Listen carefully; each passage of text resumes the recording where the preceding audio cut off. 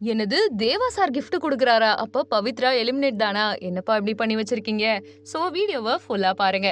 சரிகமபா நிகழ்ச்சியில ஒவ்வொருத்தரும் ஒவ்வொரு ஃபேமிலி பேக்ரவுண்ட்ல இருந்து வந்திருப்பாங்க. Lower middle class, upper middle class, lower கிளாஸ்னு தன்னுடைய பொருளாதார சூழ்நிலைக்கும் இசைக்கும் சம்பந்தம் இல்ல. திறமைய நம்ம எப்படி வேணாலும் வெளிப்படுத்தலான்னு வாய்ப்புக்காக ஏங்குன நிறைய பேருக்கு வாய்ப்பு கிடைச்சிருக்கு. அந்த வகையில பவித்ராவும் ஒரு ஆளு. ஏன்னா தன்னோட பாடல் மூலமா பெஸ்டான பெர்ஃபார்மன்ஸ் எல்லாத்தையும் கொடுத்தாங்க. இடையில கொஞ்சம் லோவரா போன மாதிரி இருந்துச்சு. ஆனா பவித்ராவோட பெர்ஃபார்மன்ஸ் நிறைய பேருக்கு ரொம்பவுமே பிடிக்கும். அந்த வகையில பாத்தீங்கன்னா தேவா அவர்களுடைய ஸ்பெஷல் ரவுண்ட்ல கருப்பு தான் எனக்கு பிடிச்ச கலரு பாட்டை ரொம்ப சூப்பரா பாடியிருக்காங்க. பாக்குறவங்க எல்லாரும் அட்மையர் பண்ணி ரசிக்கிற லெவலுக்கு அந்த பெர்ஃபார்மன்ஸ் இருந்துச்சாமா. அது மட்டும் இல்லாம இவங்க பாடுற அழகை கேட்டு வியந்து போன தேவா அவர்கள் நிறையவே நல்லா பாராட்டியிருக்காங்க. சுத்தி இருக்க எல்லாருடைய பாராட்டும் பவித்ராவுக்கு கிடைச்சிருக்கு.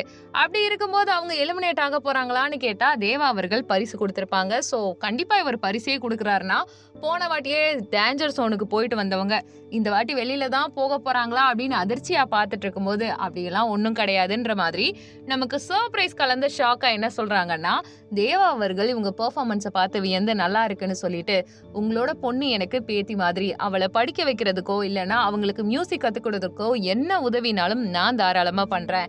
அது மட்டும் இல்லாம எப்பனாலுமே எந்த உதவினாலும் எனக்கு கேளுங்க, நான் கண்டிப்பா இருக்கேன்னு சொல்லிட்டு அந்த பொண்ணுக்கு ஒரு பியானோவை பரிசு கொடுத்திருக்காரு. அது மட்டும் இல்லாம அந்த குழந்தைகிட்ட நீங்க தயவு செஞ்சு உங்க அம்மா மாதிரி ஒரு நல்ல மியூசிக் சம்பந்தமான லைன்ல போகணும், என்ன ஹெல்ப் வேணும்னாலும் சரி மியூசிக் படிக்க சொல்லி தரதுக்கும் நான் இருக்கேன் அப்படின்னு சொல்லிட்டு பேசியிருப்பாரு.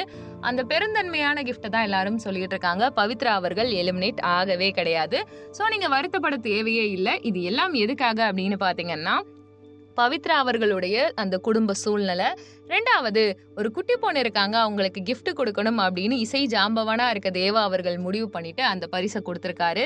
அதே மாதிரி அந்த குழந்தைக்கு மியூசிக்ல இருந்து கல்வி வரைக்கும் என்ன வேணாலும் தயங்காம கேளுங்கன்னு சொல்லியிருக்காரு. சோ இத பத்தி என்ன நினைக்கிறீங்கன்றத கமெண்ட் பண்ணுங்க. நம்ம சேனலை லைக் பண்ணுங்க, ஷேர் பண்ணுங்க, சப்ஸ்கிரைப் பண்ணுங்க. தேங்க்யூ.